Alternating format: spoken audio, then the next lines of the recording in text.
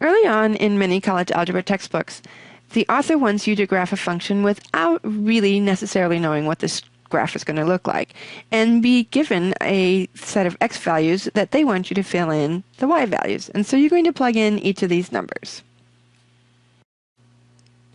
Here's the table of values all filled out. Here's the point where y was as big as it ever got, -3, -1. The table of values went 1 in each direction. Notice we have symmetry. When you went 1 left or 1 right, y is the same. You go 2 left or 2 right from that point, you get -5s in both positions. So these are the points that we're going to plot. Let's go to WileyPlus. Here's WileyPlus. Now later on in the book, you will become a better detective and you'll be able to recognize patterns and know what shape you want. But at this point, let's just look at what our options are. This is a line. It doesn't have any repeated y values, so we know we don't want that. Clear gets rid of everything on the grid, so let's do that.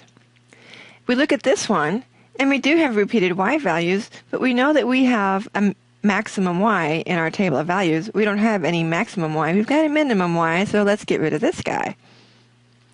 If you look at this one, I think this is going to be it. We've got a maximum y, we've got repeated y values, but let's go look at the last choice before we really settle.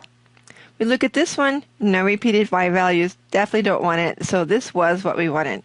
We've got a maximum y, we're going to put that at -3, -1. Now you notice that there's no coordinates when you hover over that point, so you're just eyeballing it, getting it pretty close to where you want it. This looks good. WileyPlus has already pre-shaped this graph. It looks like it goes through the other points we want, -4, -2, -2, -2. It also looks like it goes through -5, -5, and -1, -5. So we're pretty happy.